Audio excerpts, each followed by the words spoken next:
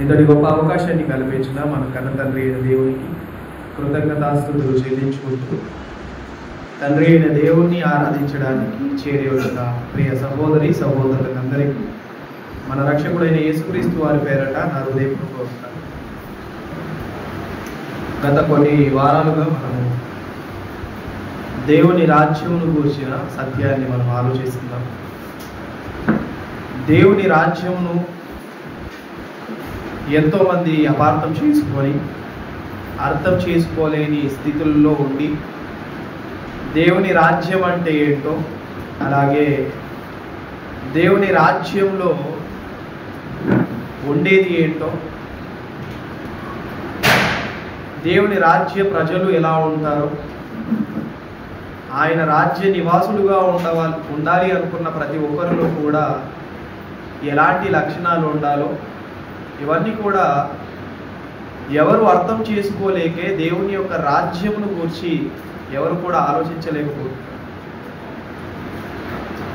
యేసుక్రీస్తు వారు తాను తెలియజేసిన ప్రతి మాటల్లో ముఖ్యంగా ఆయన మెన్షన్ చేసిన మాట ఏంటి అంటే దేవుని రాజ్యం.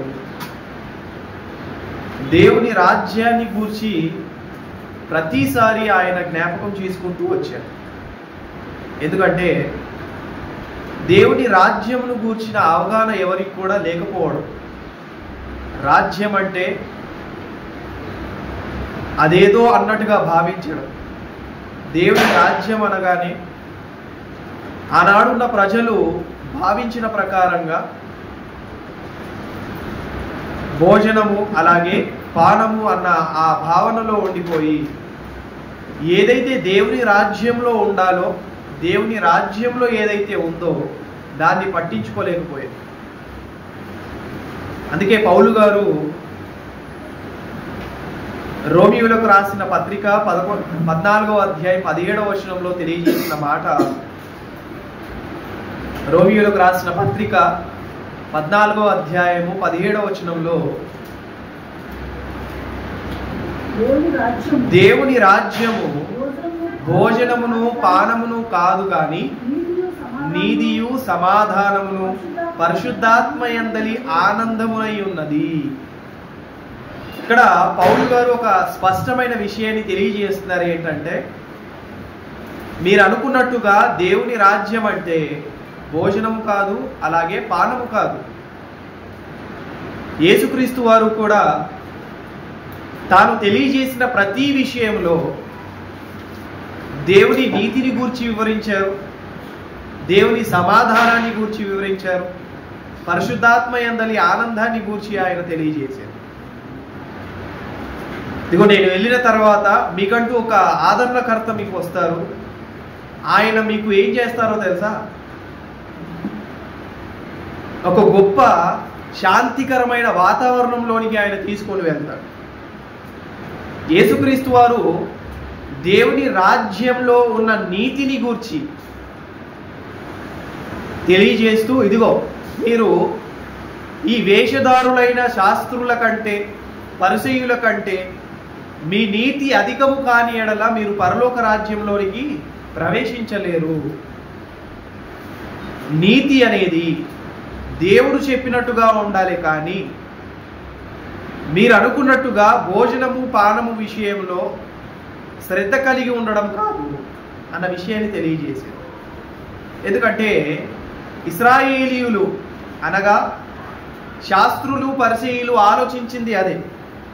పుదీనాలో 10వ వంతు ఇచ్చేసినంత మాత్రాన మేము నీతిమంతులము, సోపులో మేము 10వ వంతు ఇచ్చేసినంత మాత్రాన మేము నీతిమంతులము అనే ఈ భావనలో ఉండిపోయి వారు వాటిని ఎలా చేయాలో అర్థం కాని స్థితులలో, అలాగే దేవుడు వారికి ఏ విధంగా వాటిని చేయాలో వాటిని ఆ విధంగా జరిగించే విషయంలో విఫలులయ్యారు.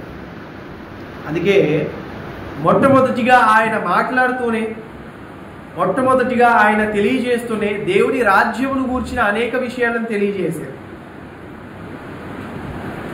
ఉపమాన రీతిగా ఎన్నైతే విషయాలు యేసుక్రీస్తు వారు తెలియజేశారో అవన్నీ కూడా పరలోక రాజ్యమును గూర్చిన ఉపమానాలే మనకు ఎక్కువగా కనిపిస్తాయి. పరలోక సంబంధమైన ఆ తండ్రిని గూర్చి ఉపమానాలు మనకు ఎక్కువగా కనిపిస్తాయి. కారణం ఏంటంటే జనులు ఆ రాజ్యమును గూర్చి ఆలోచించడం మర్చిపోయారు. దాన్ని ఎలా అర్థం చేసుకోవాలో విఫలులయ్యారు. అందుకే ఇదిగో దేవుని రాజ్యం అంటే నీతి. లోకస్తులు చూపిస్తున్నట్టుగా నీ నీతిని కనుపరచడం కాదు, దేవుడు చెప్పినట్టుగా నీ నీతిని కనుపరిచినప్పుడే అప్పుడు నువ్వేమవుతావు అంటే ఆయన దృష్టిలో నీతిమంతుడిగా ఉంటావు. నీతి అనేది మనకు కలగాలి, ఆ నీతిని మనం సంపాదించుకోవాలి, ఆ నీతి ప్రకారంగానే మనం ఉండాలి. మరి నీతి అనేది మనకు ఎందులో లభిస్తుంది, ఏ విధంగా ఉంటే మనకు నీతి లభిస్తుంది అంటే ద్వితీయోపదేశ కాండము 6వ అధ్యాయం 25వ వచనంలో తెలియజేస్తున్న మాట ప్రకారంగా, ద్వితీయ ఉపదేశ కాండము 6వ అధ్యాయం 25వ వచనంలో మన దేవుడైన యెహోవా మనకు ఆజ్ఞాపించినట్టు ఆయన సన్నిధిని ఆయన సమస్తమైన ఆజ్ఞలను మనము అనుసరించి మనము నడుచుకొనినప్పుడు మనకు నీతి కలుగుతుంది. ఏం కలుగుతుందంట? నీతి ఎప్పుడు కలుగుతుంది? ఆయన ఆజ్ఞల ప్రకారంగా నడుచుకున్నప్పుడు. ఆయన నియమించిన ఆజ్ఞలు ఏవైతే ఉన్నాయో వాటి ప్రకారంగా మనం ఎప్పుడైతే నడుచుకుంటామో అప్పుడు మనకు నీతి లభిస్తుంది. అప్పుడు మనం నీతిని జరిగిస్తున్న వారు, నీతి గలవారిగా ఉండగలము, నీతిమంతులుగా తీర్చబడగలము. అంటే లోకము అనుకున్నట్టుగా నీతి అనేది వారికి ఏదైతే తోస్తుందో ఆ ప్రకారంగా నడుచుకోవడం నీతి కాదు. అందుకే పౌలు గారు దేవుని నీతిని గూర్చి చెప్తారు, అలాగే స్వనీతిని గూర్చి చెప్తారు. రోమా వారికి తెలియజేస్తూ ఇదిగో దేవుని నీతి అనేది ఒకటి ఉంది, అలాగే స్వనీతి అనేది ఒకటి ఉంది. స్వనీతి ప్రకారంగా ఎవరైతే నడుచుకుంటారో వారు ఆయన నీతిని నెరవేర్చేవారు కాదు. దేవుని నీతిని ఎవరైతే నెరవేరుస్తారో వారు మాత్రమే ఆయన నీతిలో నడుచుకుంటున్నవారు. అలా నీతి గలవారు ఎవరైతే ఉంటారో, నీతిని జరిగించేవారు ఎవరైతే ఉంటారో, దేవుని ఆజ్ఞల ప్రకారంగా ఎవరైతే నడుచుకొని నీతిని సంపాదించుకుంటారో వారు మాత్రమే దేవుని రాజ్య సంబంధులుగా ఉండే అర్హత గలవారిగా ఉంటారు. కాబట్టి యేసుక్రీస్తు వారు అందుకే నీతిని గురించిన విషయాలు చాలా స్పష్టంగా తెలియజేశారు. శాస్త్రుల కంటేను పరిసయ్యులని నీతి కంటేను మీ నీతి ఏ విధంగా ఉండాలి? అధికముగా ఉండాలి, ఎక్కువగా ఉండాలి, గొప్పగా ఉండాలి. వారు కనుపరుస్తున్నట్టుగా లోకరీతిగా స్వనీతిగా మీరు కనుపరచడానికి వీల్లేదు. ఆయన రాజ్యంలో ఉండాలి అంటే ఆయన చెప్పినట్టుగా నీతిని కనుపరిచేవారిగా ఉండాలి. అప్పుడే మీరు నీతిమంతులుగా తీర్చబడతారు. ఈ క్రమంలోనే సమాధానాన్ని గురించి కూడా ఆయన తెలియజేశారు. ఇదిగో పరిశుద్ధాత్మ దేవుడు అని ఆయన వస్తాడు.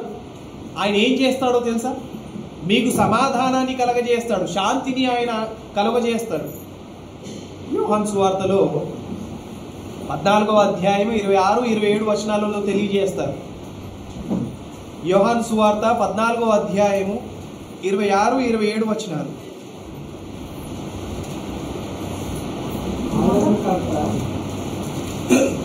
యోహాను సువార్త 14వ అధ్యాయము 26, 27 వచనాలు.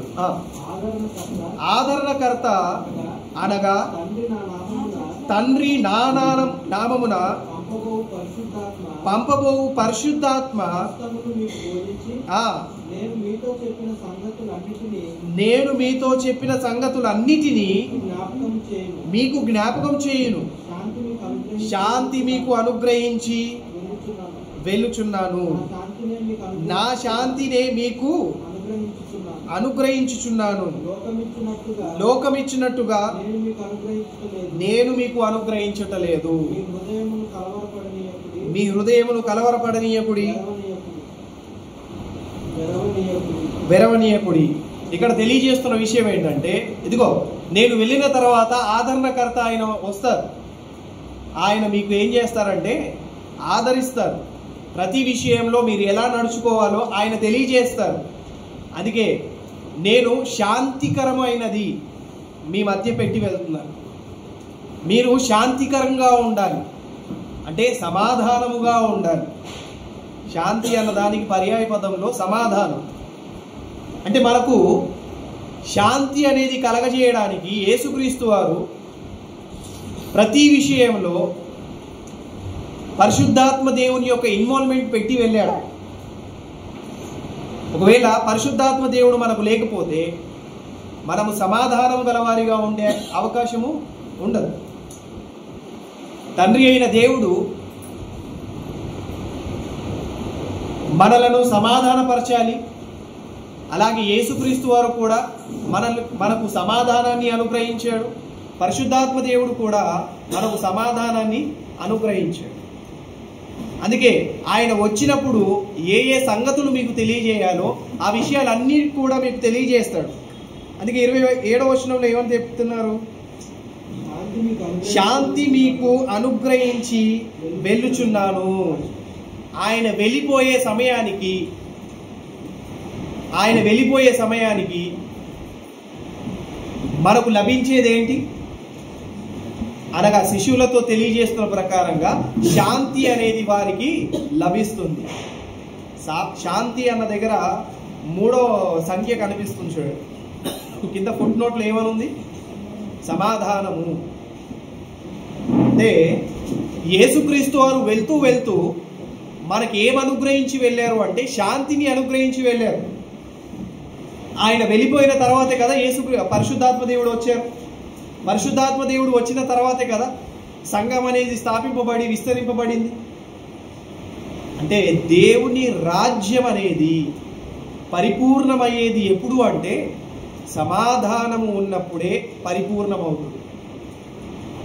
ఆ సమాధానము యేసుక్రీస్తు వారు మనకు కలగజేశారు. తండ్రి అయిన దేవుడు మనకు కలగజేశారు. పరిశుద్ధాత్మ దేవుడు కూడా మనకు అది కలగజేశారు. వారు సమాధానంగా ఉన్నందుకే మనం ఈ విధంగా ఉన్నాం. వారు శాంతిగా ఉన్నందుకే ఈ విధంగా ఉన్నారు. ఒకవేళ వారు శాంతిని పక్కన పెట్టేసి దీర్ఘ శాంతాన్ని పక్కన పెట్టేసి వారి యొక్క ఉగ్రతకు అవకాశం ఇస్తే ఈరోజు మనం జీవించేవారమా? లేదు. కారణం వారు శాంతి గలవారిగా ఉన్నారు. ఆ శాంతిని కనపరుస్తున్నారు కాబట్టే ఇంకనూ మనం జీవించి ఉన్నాం. కాబట్టి యేసుక్రీస్తు వారు అన్ని విషయాలలో మనకు తెలియజేస్తున్న విషయం ఏంటంటే నీతి గలవారిగా ఉండాలి.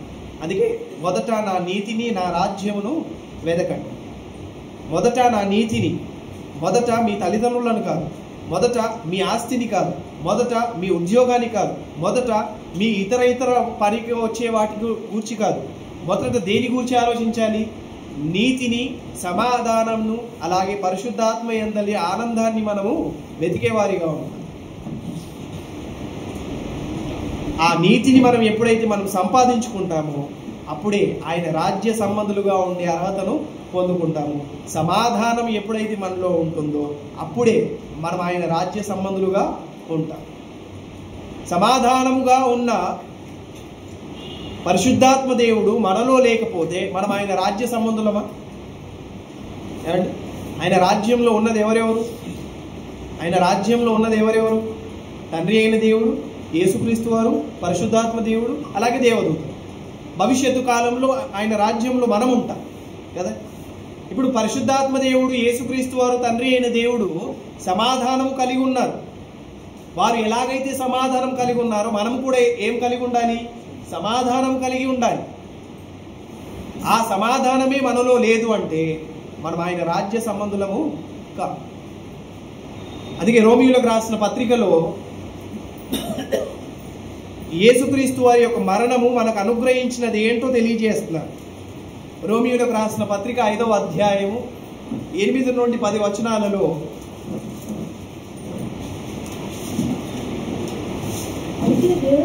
అయితే దేవుడు మన ఎడల తన ప్రేమను వెల్లడిపరుచుచున్నాడు. ఎట్లనగా మనం ఇంకనూ పాపులమై ఉండగానే క్రీస్తు మన కొరకు చనిపోయాడు. కాబట్టి ఆయన రక్తము వలన ఇప్పుడు నీతిమంతులుగా తీర్చబడి మరింత నిశ్చయముగా ఆయన ద్వారా ఉగ్రత నుండి రక్షింపబడదుము. ఏలైనగా శత్రువులనై ఉండగా ఆయన కుమారుడైన యేసుక్రీస్తు వారి యొక్క మరణము ద్వారా మనము దేవునితో సమాధానము పరచబడిన ఎడల సమాధాన పరచబడిన వారమై ఆయన జీవించడం చేత మరీ నిశ్చయముగా ఏమవుతాం, మనము రక్షింపబడుదుము. యేసుక్రీస్తు వారి యొక్క రక్తము చేత మనకు దేవునికి ఏమైందంట? మనకు దేవునికి ఏమైంది? సమాధానం అనేది ఏర్పడింది. అర్థమైందా? యేసుక్రీస్తు వారి యొక్క అమూల్యమైన రక్తము చేతనే తండ్రి అయిన దేవునికి మనకును ఏమైందంటే సమాధానం అనేది ఏర్పరచబడింది. మరి అంతకు ముందు మనం ఎలా ఉన్నాము? శత్రువులమై ఉన్నామంట. ఎలా ఉన్నామంట? మనము శత్రువులమై ఉన్నాము. శత్రువులుగా ఉన్న మనలను యేసుక్రీస్తు వారి యొక్క రక్తము చేత ఆయన ఏం చేశారు? సమాధానం కలగజేశారు. యేసుక్రీస్తు వారు బలి అవ్వడానికి గల కారణమే తండ్రి అయిన దేవునితో మనల్ని సమాధానపరచడానికి, మనకును తండ్రికి మధ్య ఉన్న అడ్డుగోడను తీసివేయడానికి, తండ్రి అయిన దేవునితో మనము సమాధానం గలవారిగా ఉండడానికే ఆయన రక్తాన్ని చిందించారు. అందుకే ఆయన రక్త విషయంలో మనం ఎప్పుడు కూడా నిర్లక్ష్యంగా ఉండడానికి వీలు లేదు. ఎందుకు? ఆయన దేవుని యొక్క సమాధానాన్ని మనకు అనుగ్రహించడానికే తన రక్తాన్ని చిందించారు. కొరింథీ వారికి రాస్తున్న పత్రికలో కూడా తెలియజేస్తున్న మాట, కొరింథీ వారికి రాసిన 2వ పత్రిక 5వ అధ్యాయం 18వ వచనం. కొరింథీ వారికి రాసిన 2వ పత్రిక 5వ అధ్యాయము 18వ వచనం. సమస్తమును దేవుని వలనైనవి, ఆయన మనలను క్రీస్తు ద్వారా తనతో సమాధానపరుచుకొని ఆ సమాధాన పరిచర్యను మాకు అనుగ్రహించెను. తండ్రి అయిన దేవుడు ఏ విధంగా తనతో సమాధానపరచుకోవడానికి యేసుక్రీస్తు వారి యొక్క రక్తాన్ని ఆయన ఉపయోగించాడు చూడండి. అంటే ఊరికేనే ఆయన తన రక్తాన్ని చిందించిన వాడు కాదు. మనం దేవునికి శత్రువులమై ఉన్నాం కాబట్టి ఆ శత్రుత్వంలో నుండి మనల్ని బయట పెట్టడానికే, ఆ శత్రుత్వంలో నుండి మనల్ని దూరం చేయడానికే, మనము ఆయనతో సమాధానం కలిగి ఉండడానికే తన కుమారుడైన యేసుక్రీస్తు వారి యొక్క రక్తమును ఆయన ఉపయోగించాడు.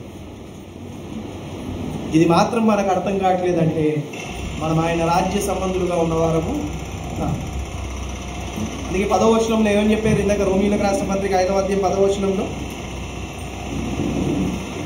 రోమీయులకు రాసిన పత్రిక 5వ అధ్యాయం 10వ వచనంలో, ఏలయనగా శత్రువులమై ఉండగా ఆయన కుమారుడైన యేసుక్రీస్తు వారి యొక్క మరణము ద్వారా మనము దేవునితో సమాధానము పరచబడిన ఎడల సమాధానపరచబడిన వారమై ఆయన జీవించుట చేత మరి నిశ్చయముగా మనం రక్షింపబడుదుము. మనం రక్షణ పొందుకోవడానికి ఆయన తన ప్రాణాన్ని పణంగా పెట్టాడు. మనం దేవునితో సమాధాన పడడానికి యేసుక్రీస్తు వారు బలయ్యారు. మనము దేవుని చెంతకు చేరుకోవడానికి యేసుక్రీస్తు వారు మన నిమిత్తము తన శరీరాన్ని నలగొట్టారు. కేవలము మనము దేవునితో సమాధానముగా ఉండడానికి. ఇదంతా కూడా మనం నిర్లక్ష్యంగా చేసి, ఇదంతా కూడా మనము పక్కన పెట్టేసి కదండి దేవునితో సమాధానముగా లేకపోయే వారిగా ఉన్నాము అంటే ఆయన రాజ్య సంబంధులము కాదు. కాబట్టి సమాధానం అనేది మనలో ఉండాలి.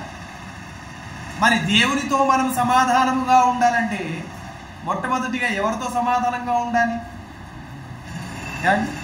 మనము దేవునితో సమాధానంగా ఉండాలి కదా. యేసుక్రీస్తు వారు తన రక్తాన్ని చిందించిందే అందుకు కదా. యేసుక్రీస్తు వారు తన ప్రాణాన్ని పణంగా పెట్టిందే అందుకు కదా. మరి దేవునితో మనం సమాధానంగా ఉండాలంటే మొదట మనం ఎవరితో సమాధానంగా ఉండాలి? ఎవరితో ఉండాలి? ఇది నా ప్రశ్న, మీ సమాధానం. మనము తండ్రి అయిన దేవుడితో సమాధానంగా ఉండడానికి యేసుక్రీస్తు వారి యొక్క అమూల్యమైన రక్తాన్ని ఆయన ఉపయోగించారు. ఓకే, ఇప్పుడు మనము దేవునితో సమాధానమై ఉండాలి.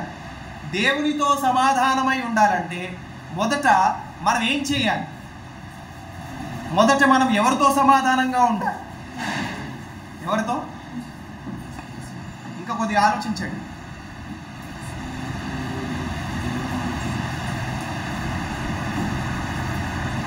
ఎవరితో ఉండాలి సమాధానంగా? మొదట మన సహోదరులతో మనము సమాధానంగా ఉండాలి. అర్పణ విషయంలో అదే చెప్పాడు కదా ఆయన. నువ్వు ఒకవేళ బలిని తీసుకొని వెళ్ళి ఆయనకు అర్పించాలి అనుకున్నప్పుడు, ఆ సమయంలో నీకు ఒకవేళ జ్ఞాపకం వస్తే నీ సహోదరుతో పేచీ ఉంది, గొడవ ఉంది అనేసి, వెంటనే నువ్వేం చేయాలి? ఆ బలిని అక్కడే విడిచిపెట్టేసి మొదట వెళ్ళి నీ సహోదరుతో సమాధాన పడిరా. అప్పుడు పరలోకమందున్న నీ తండ్రి నీకేం చేస్తాడు? సమాధానాన్ని కలగజేస్తాడు. మత్తయి సువార్తలో ఉంటుంది ఆ మాట. మత్తయి సువార్త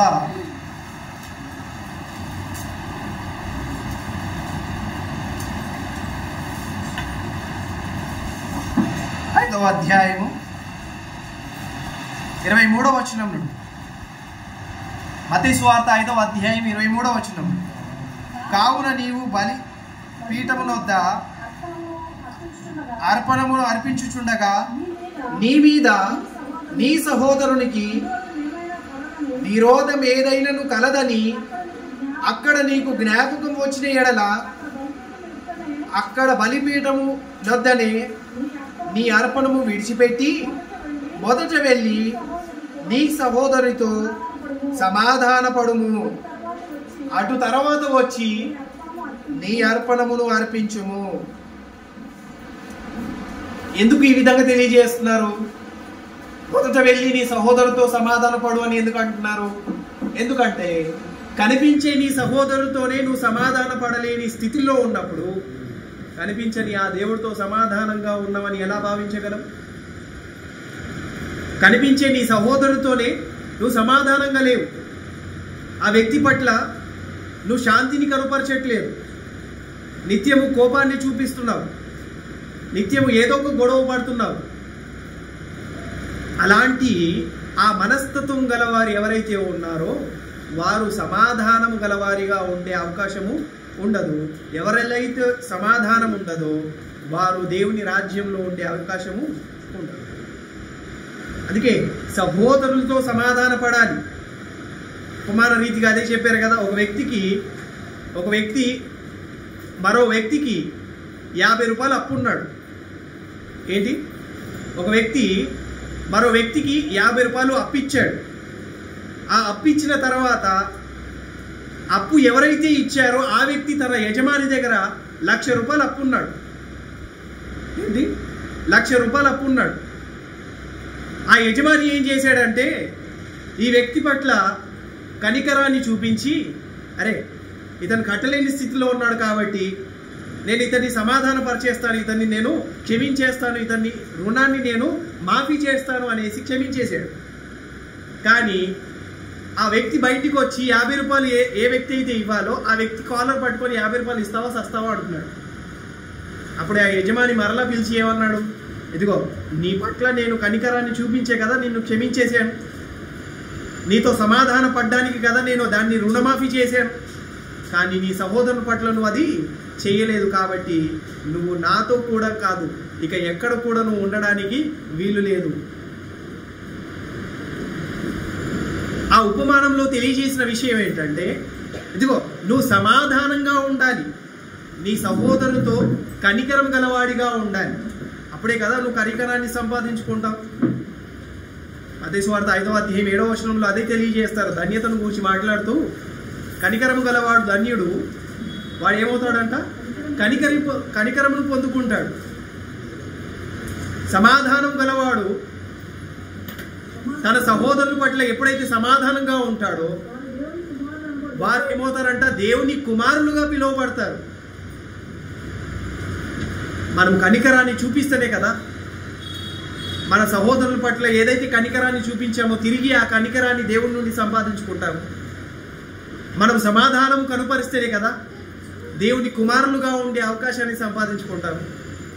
అంటే సమాధానము గలవారిగా లేకపోతే దేవుని కుమారులుగా ఉండే అవకాశాన్ని కూడా మనము పోగొట్టుకుంటున్నాము. మనం సమాధానం గలవారిగా లేకపోతే దేవుని రాజ్య నివాసులుగా ఉండే అవకాశాన్ని పోగొట్టుకుంటున్నాం. మనం అనుకున్నట్టుగా దేవుని రాజ్యం అంటే భోజనము పానము కాదు, నీతి సమాధానము పరిశుద్ధాత్మ యందలి ఆనందం అన్న విషయాన్ని జ్ఞాపకం చేస్తున్నారు. కాబట్టి సమాధానము గలవారిగా ఉండడానికే తండ్రి అయిన దేవుడు తనతో మనల్ని సమాధానపరచుకోవడానికే, మనకును ఆయనకు నిత్యము సమాధానము ఉండడానికే తన కుమారుడని యేసుక్రీస్తు వారిని ఆయన ఏం చేశాడు? బలిగా ఇచ్చాడు, బలి అర్పించాడు. యేసుక్రీస్తు వారు కూడా ఆలోచించినది ఏంటంటే, అరే నా సహోదరులు నా తండ్రితో సమాధానముగా ఉండాలి, కాబట్టి నా ప్రాణాన్ని నేను పణంగా పెట్టడానికి వెనకడుగు వేయను. అటు తండ్రి అయిన దేవుడు ఎలాగైతే ఆలోచించారో ఇటు యేసుక్రీస్తు వారు కూడా అలాగే ఆలోచించారు. నిత్యము మనము తండ్రి అయిన దేవునితో సమాధానముగా ఉండడానికి, ఏ పొరపాటు చేయకుండా ఉండడానికి, శాంతికరంగా మనం జీవించడానికి పరిశుద్ధాత్మ దేవుడు నిత్యము మనతో ఉండడానికి సిద్ధపడ్డాడు. మీరు ముగ్గురు కూడా నిత్యము దేని కొరకు ప్రయాసపడుతున్నారో తెలుసా? కేవలం మనం ఆయన రాజ్య నివాసులుగా ఉండడానికి. కానీ అది మనం పట్టించుకోక, అది మనం గమనించక ఇలాగే ఉన్నాము అంటే మనం రక్షణను ఏం చేస్తున్నాము? నిర్లక్ష్యం చేస్తున్నాము. ఇంత గొప్ప రక్షణను మనం నిర్లక్ష్యం చేసిన ఎడల ఎలాగూ తప్పించుకోగలం? ఆయన రాజ్య నివాసులుగా ఉండడానికి ఇంత గొప్ప ఏర్పాటును ఆయన ఏర్పరిచాడు. అందుకే మనము సమాధానము గలవారిగా ఉండడానికి నిత్యము ప్రయత్నం చేయాలి. ఆ సమాధానం మనలో ఎప్పుడు ఉంటుందో తెలుసా? ఆత్మ సంబంధమైన మనసు గలవారిగా ఉన్నప్పుడే సమాధానం అనేది మనలో ఉంటుంది. రోమీయులకు రాసిన పత్రిక 8వ అధ్యాయం 6వ వచనంలో తెలియజేస్తున్నారు. సమాధానం అనేది మనలో ఎప్పుడు ఉంటుందో తెలియజేస్తున్నారు. రోమీయులకు రాసిన పత్రిక 8వ అధ్యాయం 6వ వచనం, ఆత్మానుసారమైన మనసు జీవమును సమాధానమునై ఉన్నది. ఏంటంట? ఆత్మానుసారమైన మనసు. ఏ ఆత్మానుసారమైన మనసు? పరిశుద్ధాత్మ అను ఆ ఆత్మ యొక్క మనసు ఎవరైతే కలిగి ఉంటారో వారిలో ఏముంటుందంట? సమాధానం ఉంటుంది. శాంతికరమైన ఆ ప్రదేశంలో వారు ఉంటారు. వారు ఉండే ప్రదేశంలో నిత్యము ఏముంటుంది? సమాధానమే ఉంటుంది, శాంతి ఉంటుంది. అది మనం సంపాదించుకోవాలి అంటే ఆత్మ సంబంధమైన మనసు గలవారిగా ఉండాలి. కొందరు చూడండి, ఎంత కష్టపడిన వారికి సమాధానం ఉండదు. వారు ఎంత సంపాదించినా తృప్తి ఉండదు. ఎంత సంపాదించిన వారి ఇంట్లో సమాధానం ఉండదు. ఎంత తీసుకొని వచ్చి ఇంట్లో పెట్టినా సమాధానం ఉండదు. కారణం ఏంటంటే ఆత్మానుసారమైన మనసు వారికి లేదు. కాబట్టి వన్స్ ఒకసారి ఆత్మానుసారమైన మనసు వారు ఎప్పుడైతే కలిగి ఉంటారో ఉన్న దాంట్లోనే వారు ఎలా ఉంటారు? తృప్తి గలవారిగా ఉంటారు. అయ్యో నాకు ఇల్లు లేదు కదా అని ఒక బాధ వారికి ఉండదు. అయ్యో నాకు ఫలానది లేదు కదా అని ఒక చింత వారికి ఉండదు. ఎందుకంటే వారి చింత యావత్తు ఎవరి మీద వేస్తున్నారు? దేవుడి మీద వేసి ఉన్నారు కదా. అందుకే వాక్యాన్ని నమ్ముకున్న వారు ప్రశాంతంగా, శాంతిగా, సమాధానముగా ఉంటారు. ఎందుకంటే ఉన్న దాంట్లోనే సరిపెట్టుకునే మనసు గలవారిగా ఉంటారు. వాక్యానికి ఎప్పుడైతే అవకాశం ఇవ్వరో కదండి, ఇల్లు ఎంత పెద్దగా ఉన్నా వారికి శాంతి మాత్రము ఉండదు. ఒక టైంలో భావిస్తారు, అరే ఇంత చిన్న ఇంట్లో ఎలా నేను ప్రశాంతంగా ఉండాలి అని.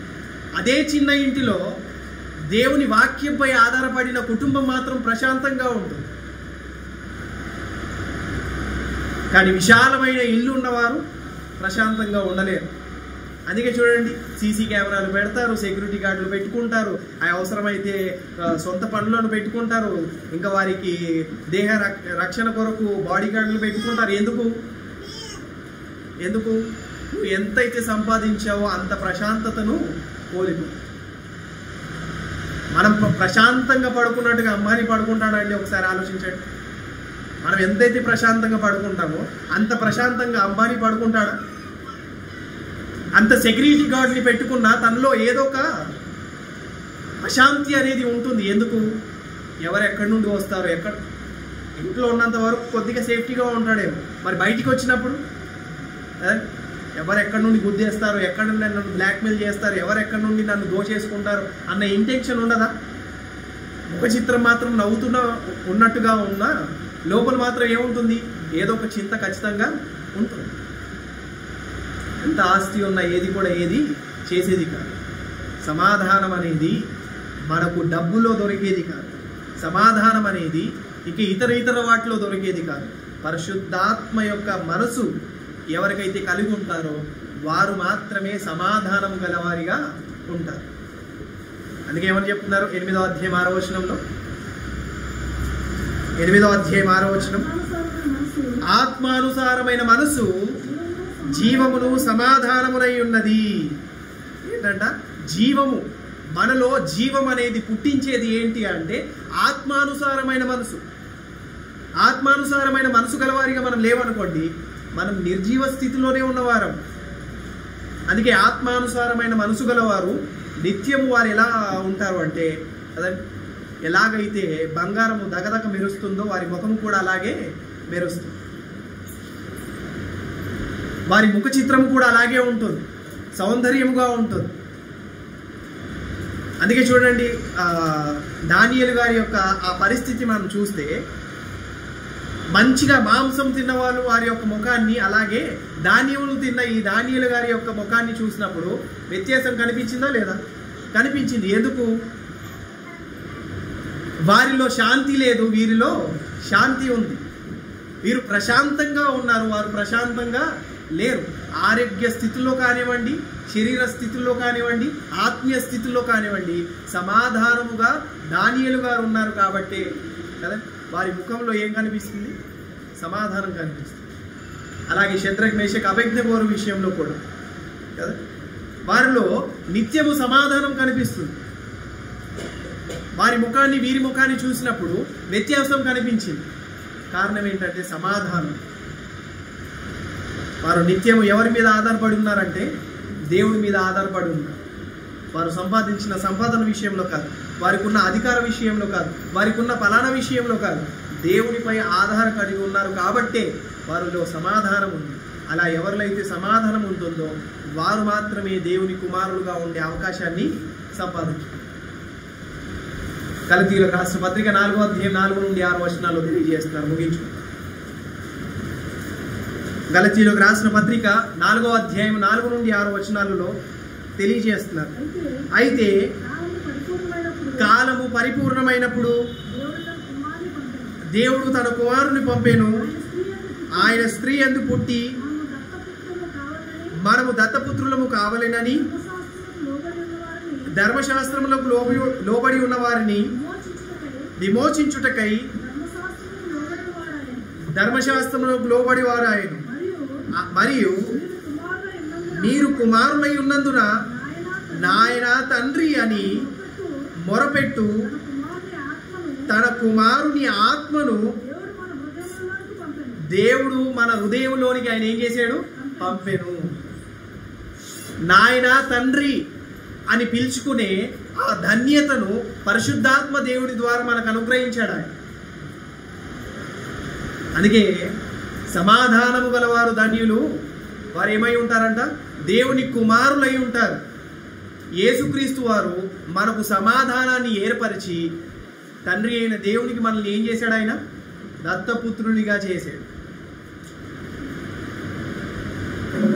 అప్పుడు తండ్రి అయిన దేవుడు మన పట్ల మాట్లాడిన మాట, ఇదిగో ఆయన నువ్వు నన్ను ఏమని పిలవాలో తెలుసా? తండ్రి అని పిలవాలి. అందుకే క్రొత్త నిబంధనలో తండ్రి అయిన దేవుడిని యేసుక్రీస్తు వారు ఎలా పరిచయం చేశారంటే తండ్రిగా పరిచయం చేశారు. అంతకుముందు యెహోవాగా ఆయన పరిచయం అయ్యాడు. అంతకుముందు ఆయన దేవుడిగా పరిచయం అయ్యాడు. అంతకుముందు ఆయన జీవము గల దేవుడిగా పరిచయం అయ్యాడు. కానీ క్రొత్త నిబంధనలో ఎలా పరిచయం అయ్యాడంటే తండ్రిగా పరిచయం అయ్యాడు. కారణం ఏంటంటే ఇక మీదట మీరు దేవుడు అని కాదు, తండ్రి అన్న ఒక స్వభావంతో, ఆలోచనతో నాతో ఉన్నారు. దేవుడు అంటే దూరముగా మీరు భావిస్తున్నారేమో, దేవుడు అంటే మీరు దూరస్తులు అయిపోతున్నారేమో, తండ్రి అంటే దగ్గర సంబంధులుగానే ఉంటారు కదా కదా అంటే మనము సమాధానము గలవారిగా ఉంటే తండ్రి అయిన దేవునితో మనము కుమారులుగా ఉండే అవకాశాన్ని సంపాదించుకుంటాం. ఇదియే కాక మనము సమాధానం ఎందుకు సంపాదించుకున్నాము? మనలోనికి ఈ సమాధానం అనేది కలగజేయడానికి గల కారణం ఏంటంటే ఆనాడు ఉన్న ఇశ్రాయేలీయులు అలాగే అన్యజనులకు మధ్య ఉన్న ఈ వ్యత్యాసాన్ని తీసివేయడానికి ఆయన సమాధానాన్ని తీసుకొని వచ్చాడు. ఈ ఉభయములను ఏకము చేయడానికి ఆయన సమాధానాన్ని తీసుకొని వచ్చాడు. అందుకే మనం సమాధానము గలవారిగా ఉండాలి. ఎవరైతే సమాధానం గలవారిగా ఉంటారో ఆయన కుమారులుగా ఉంటారు. ఎవరైతే సమాధానం గలవారిగా ఉంటారో ఆయన రాజ్య సంబంధులుగా ఉంటారు. ఎవరైతే సమాధానం గలవారిగా ఉంటారో వారు దేవుని నుండి సమాధానాన్ని పొందుకుంటారు. మన సహోదరుల పట్ల మనం సమాధానంగా లేనంత కాలము మనము సమాధానం గలవారము కాదు. దేవుని సమాధానం మనకు ఉండదు. కాబట్టి జాగ్రత్త పడదాం. సమాధానం గలవారిగా ఉండడానికి, దేవుని రాజ్య నివాసులుగా ఉండడానికి నిత్యము ప్రయాసపడేవారిగా ఉంటాం. కళ్ళు మూసుకొని ప్రార్థన చేసుకుంటాం. మహోన్నతుడమైన మా కన్న తండ్రి, దేవ పరిశుద్ధుడా, మమ్మల్ని ప్రేమించి మాకు ఇచ్చిన ఈ గొప్ప ధన్యతను బట్టి మీకు కృతజ్ఞత. తండ్రి, మీరు మాతో సమాధాన పడడానికి మీ కుమారుడని యేసుక్రీస్తు వారి యొక్క అమూల్యమైన రక్తాన్ని మా కొరకు ఉపయోగించారు. మీ కుమారుడని యేసుక్రీస్తు వారు కూడా మీతో సమాధానపరచడానికి, తన రక్తాన్ని చిందించడానికి, తన శరీరాన్ని నలగొట్టుకోవడానికి వెనకడుగు వేయలేదు. నిత్యము మీతో సమాధానముగా ఉండడానికి, మేము మీకు కుమారులుగా ఉండడానికి మాకు అనుగ్రహించిన పరిశుద్ధాత్మ దేవుని విషయంలో మీకు కృతజ్ఞతాస్తుతులు చెల్లించుకుంటున్నాం. తండ్రి, ఇంత గొప్ప ధన్యతను పొందుకున్న మేము, ఇంత గొప్ప ఆధిక్యతను సంపాదించుకున్న మేము, దీని విషయంలో మేము నిర్లక్ష్యంగా ఉండకుండా తండ్రి, మేము సమాధానం గలవారిగా ఉంటూ మీతో మేము సమాధానాన్ని సంపాదించుకునే అవకాశాన్ని దయచేస్తారని ఆశిస్తూ అర్చిస్తూ ప్రతి విషయంలో మీ కృతజ్ఞతాస్తుతులు చెల్లించుకుంటూ క్రీస్తు వారి పేరట ఈ ప్రార్థన అడిగి వేడుకుంటున్నాం తండ్రి. ఆమేన్. అందరికీ